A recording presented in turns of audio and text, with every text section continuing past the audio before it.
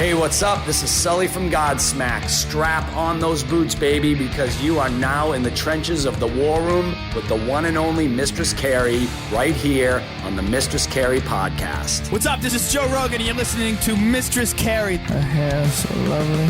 Pretty eyes. Hey, this is Brent from Shinedown, and you're listening to Mistress Carrie. Hey, Carrie, go put your bra on, girl. Hey, this is Steven Tyler, and you be listening to the baddest bitch in Boston, Mistress Carrie. What's up? This is Aaron from Stain, and you're listening to Mistress Carrie. Hi, everybody. This is Dave Grohl from the Foo Fighters, and you're listening to the one, the only Mistress Carrie. Hey, this is David from the band Disturbed, and you're listening to the baddest bitch in Boston, Mistress Carrie. Hi, Bruce Dickinson here from Iron Maiden. Yes, indeed, Miss Whiplash herself, Mistress Carrie, is here to unchain your brain. Hi, this is Flea from the Red Hot Chili Peppers. You're listening to Mistress Carrie. This is Dennis Leary. You are listening to my favorite, Mistress Carrie. Hey, this is Corey from Stone Sour, and you have the privilege of listening to Mistress Carrie. Oh, God. Oh, yeah. Hey, it's Mistress Carrie, reporting for duty from MCHQ for a bonus episode of the Mistress Carrie podcast. And before we get to my guest, Nikki Sixx, I want to let you know there is all kinds of new merch that you can find in the online shop at mistresscarrie.com. Pullover hoodies, 70s inspired 3/4 sleeve jerseys, roll-up blankets, baby onesies, and so much more. And don't forget to check out this week's full-length episode of the podcast, episode 203, featuring Lee Kakati from Pop Evil. Nikki Sixx and the guys from Motley Crue have released a new song today called Dogs of War, working once again with super producer Bob Rock, who produced Dr. Feelgood 35 years ago. The new song is available everywhere, and you can check out the new CGI video for the song on their official YouTube. This is the first new music with new guitarist John Five, and the band will have plenty of opportunities to play this new music live, hitting some of the biggest festivals in North America. We talked about everything from songwriting to Spinal Tap. So allow me to introduce you to Nikki Sixx from Motley Crue. I know that guy, Nikki Sixx. How you doing? I'm still here. How are you? I'm alive. Yeah? Well, that's good. That's good. I don't know. I mean, if you're going to release a new song, it's good to be alive when you're doing it. If I was dead and we released a new song, I would sell twice as many. That's what my bandmates would say. Congratulations on Dogs of War. I got a little early hear of it. What a monster riff in this song. Oh my God. Thank you. A lot of fun for us. We were like in the studio. Well, I guess kind of the way that this whole thing came together was we were in South America. I think it was South America, and we had a day off, and us and Def Leppard were touring together. I looked down and everybody was outside at the pool and hanging out. So I went down to hang out with them, and I was reading on my phone. I read this article on cancel culture. And part of my process is I have a reaction to art, literature, movies, things I see, and whether it's Shout at the Devil, which was a reaction to something, or this article on cancel culture. So I wrote about it, but I wrote it in a Shout at the Devil type rhythm. And I showed Tommy, and he's like, we got to put some music to this. And so we had gone back to LA. We decided to go to Barry Pointer's house, great engineer, producer. He's worked with a lot of really great people. And we just went in to kind of demo up this song, Canceled. And as we were in there, we started messing with different riffs. And I went home at the end of the day and thought, well, I got to bring something back to go with this riff to show the guys. And I was watching A Handmaid's Tale, and there's the Latin phrase, don't let the bastards grind you down. And I stopped it immediately, and my wife knows what that process is about. She's like, okay, it's going to take a second. Pause it. I go into my notes, write the whole thing in one swoop, finish the show, go to bed, go to the studio, and I go, hey, guys, check this out. And it was like it fit melodically, it fit lyrically, and that's kind of where the idea came about. actually the chorus, it says, down, down, don't let the bastards get you down. But Dogs of War is the opening line in the song. So it's we couldn't really have a song called Bastards because we have a song on Shout at the Devil called Bastard. Yeah, well, I think you did fine naming it. Although I feel like that's a pressure, like naming a kid, naming an album, naming a song, because once you name it, you're stuck with it for life. You're stuck with it for life. No one wants their kid to be named Apple. We've been joking on the show a lot that so many musicians put song ideas in their phones, and how many amazing ideas are in there. And then heaven forbid you lose your phone. What gets lost? That's the iCloud backup right there. That's what that's all about. But I have a 4.5-year-old that basically is the boss of me. And I got her a little iPad mini to, for when we're out to dinner, and keeps her busy and stuff. But I had to sign up to my account. So the other day I looked down, and I'm the kind of writer that I'm always writing, but I don't even remember what I'm writing. It's like a stream of consciousness thing, and I've done it for years. And sometimes I find stuff and it turns into something cool, and sometimes it's just rubbish. But I'm always doing that. And she got into my notes, and she had them open and was with her. And I went, okay, that's it. I got to have my own separation there. So yeah, my 4.5-year-old almost tweeted lyrics from a song that's going to come out in 10 years. You can't let the kids have access to the cloud. Have we not learned this lesson by now? No cloud for the kids. My God, no cloud for the kids. You brought up that tour with Def Leppard. You got to play the chapel in Boston that is Fenway Park. I got to ask you what that was like for you.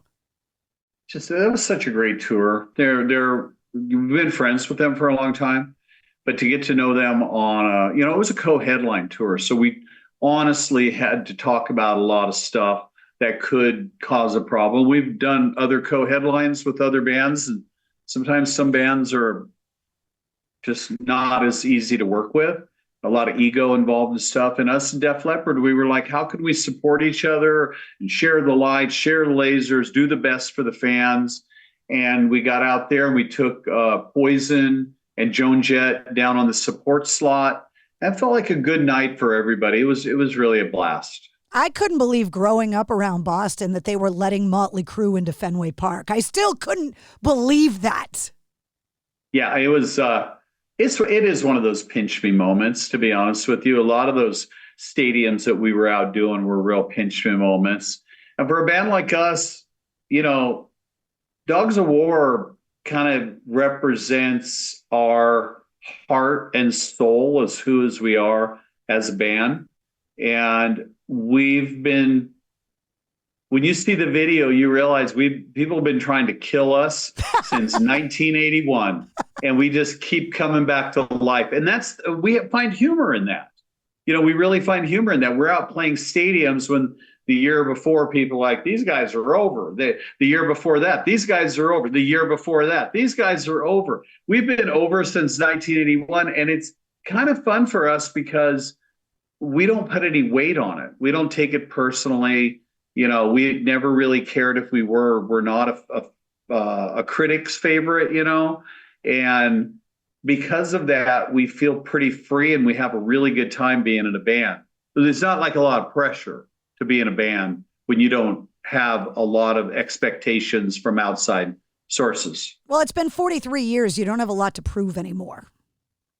Right. Yeah. And maybe we did in the beginning, but I think that was about, we just wanted to be ourselves, coming out of punk and coming out of Hollywood, me specifically, and the guys growing up late 70s and playing in bands in the late 70s in Hollywood, and finding these guys that were like-minded, the same kind of spirit, had the same fighting spirit, the same kind. We were all underdogs. We used to laugh.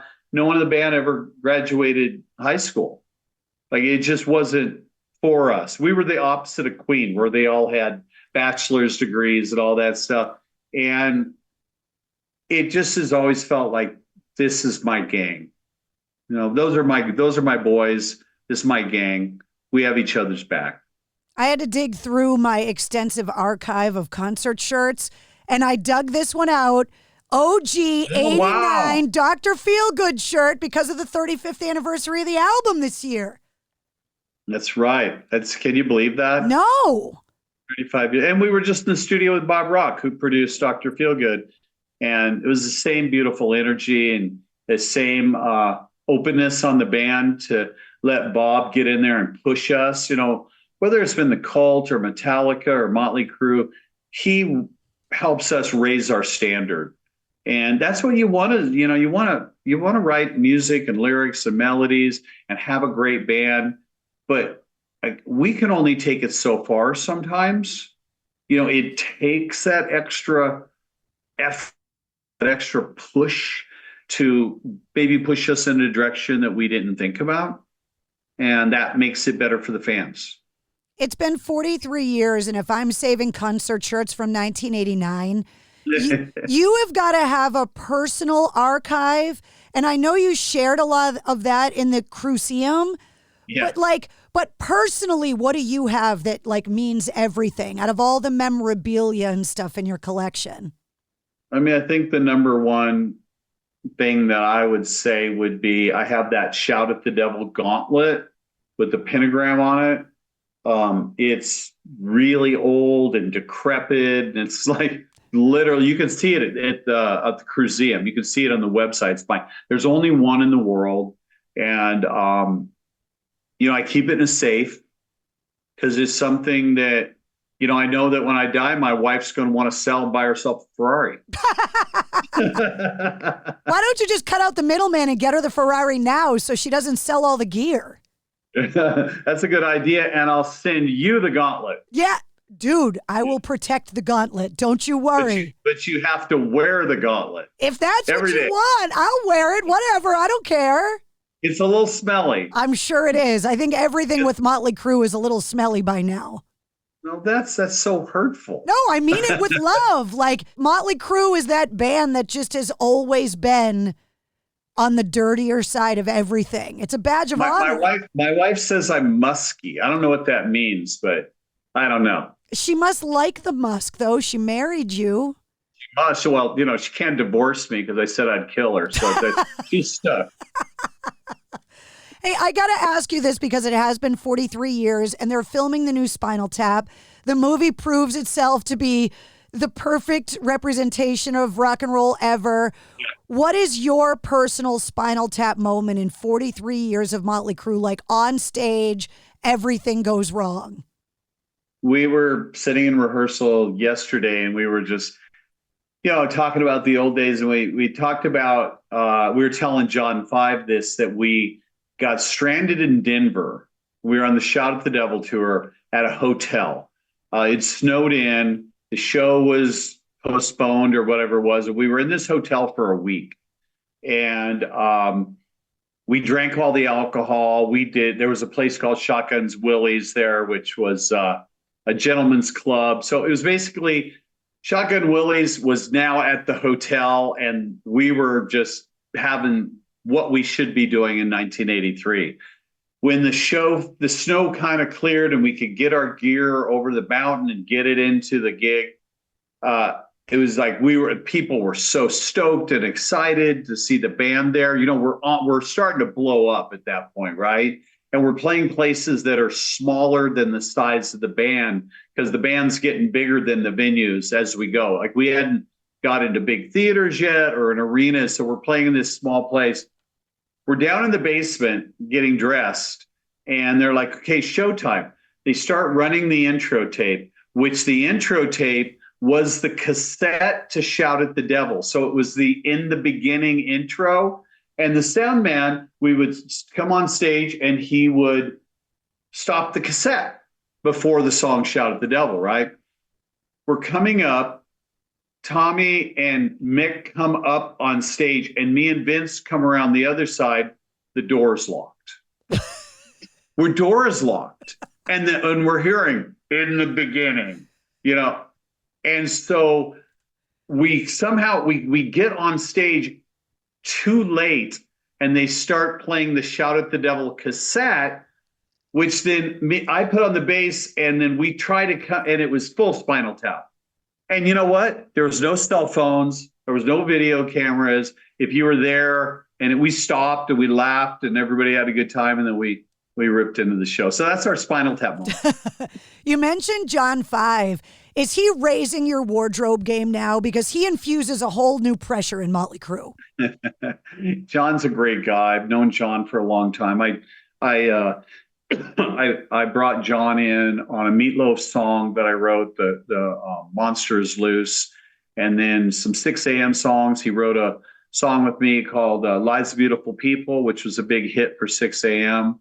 And brought him in to do a project that I did for Netflix called LA Rats with Rob Zombie and Tommy Clufetos on drums, a Johnny Cash cover. And I wrote the Dirt songs with him, and he played a lot of the guitar on those tracks. And so when this moment that we weren't expecting happened, Mick's leaving the band, we're in the middle of a stadium tour. We're in the middle of a huge tour with us and Def Leppard, a world tour, not just a couple gigs. And we had to ask ourselves, like, do we fold? Do we leave Live Nation in the lurch? Do we bone our partners in Def Leppard? And we had to dig deep, and we're like, we got to do what's right for the fans. And John was the guy. Like, we didn't even talk about anybody else. We knew John. I knew John. I knew what he was as a guitar. We knew what he was as a guitar player. We knew he was a writer. And it just was like taking a situation we didn't expect and turning it into something. And now we have, like, new music, and we're having a great time. And the thing with creativity is, it's a circle, right? And if there's a break in it, you can't really get all the energy going. And we had to, this new moment has invigorated the creativity in the band.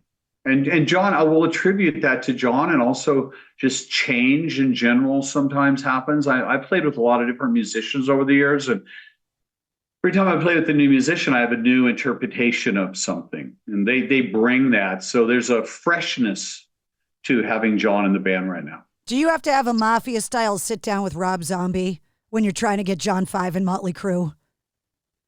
Yeah, it was one of those things that I feel bad about. It wasn't my decision. It was John's decision.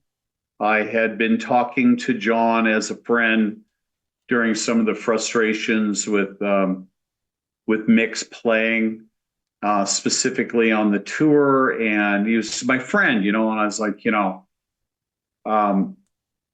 when I called him and said, wow, we're faced with a really bad situation. And we talked, and it was like, he wanted to do the next level thing in his life. He'd been with Rob for a long, long time, and they were kind of coming to an end of a tour. And he talked to Rob, and Rob was not happy, but understood. I still feel bad about that. It's just, that was never my intention to go out and steal somebody from another band. That's not what we did. But I have so much respect for Rob, and yeah, it's one of those things where I'm really happy, and at the same time, I'm like, sometimes this stuff's fucking hard, like making a decision to move on without an original member, and how does that? It's not exactly as seamless as people would like it to seem. It's some little bumps along the way, little bumps in the road. Well, there's 4 songs you worked on with Bob Rock, right? Am I believing the correct rumors? We did a song called Canceled. We were in the studio. We had been playing Blitzkrieg Bop in our show, and we have kind of a medley of some old Motley songs and cover songs. And we added Blitzkrieg Bop in there. And when we were in doing the demos, we said, well, let's just demo up Blitzkrieg Bop. And then Dogs of War, obviously. We got in the studio. Blitzkrieg Bop was like, didn't sound like Anarchy in the UK.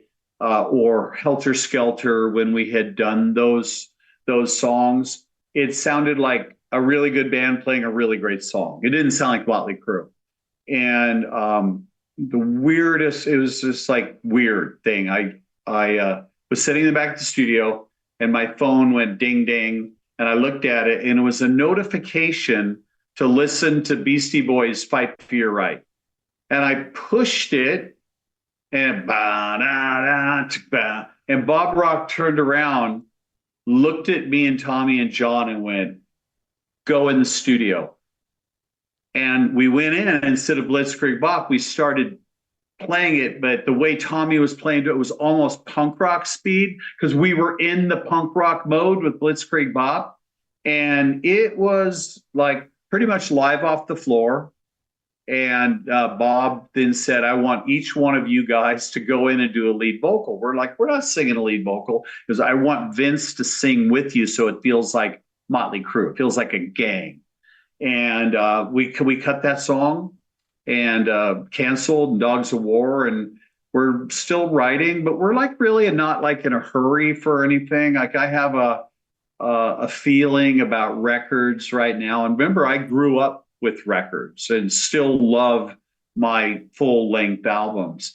But when I hear an artist puts out a record, and the fans only hear 2 songs, feels like the fans like getting a little bit shortchanged, and so is the artist. So what if we release 2 or 3 songs like as they come, and instead of being your singles and your B tracks, what if they're all A tracks? Because you're going to weed out all the, not filler, but 13 songs is a lot of song. They're not all going to be Kickstart My Heart. Some are going to be Rattlesnake Shake and great songs like that off of Dr. Feelgood, but they're not going to be Dr. Feelgood. So this, we feel, is our way of keeping the standard higher.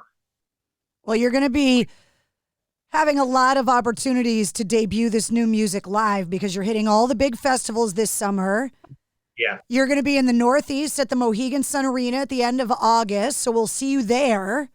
Yeah. And rumor has it there are big plans for 2025. Now, everybody knows I keep a secret great, so just tell me what you got planned for next year, and I promise I won't tell anyone. You really want to know the real truth? Yeah. You don't know yet, right? Well, we're a Motley Crue. First of all, we lie, but so I'm gonna go ahead and lie to you right now. No, yes, there's a lot that we're planning for 2025. We're really excited about. We're working on a book with Ross Halfin right now. He's been there, the photographer, 40 years of Motley Crue in photography, and it's a coffee table book. Wonderful. We've got some creative things we're doing around merchandise that are not just, a black t-shirt, like some really interesting stuff. We've been doing lots of licensing and stuff. But what you should really keep your ear to the ground for is October in California. And that's all I'm going to say. Okay. Good luck. I will take it. If it's going to be on the 1st, it will be for my birthday, and I better get an invite. Yeah, you're pushing me into a corner. I'm not going to answer that. But happy birthday. Nikki, congratulations on the new song, Dogs of War. It's out now. The CGI video is out. Yeah. It's a big, exciting time for Motley Crue. Thank you very much. Appreciate your support. And nice to see that shirt. Come on, man. That's a good one. I love that shirt. It's in really good shape, and I'm impressed that it still fits. The boobs are a little bigger than they were back then.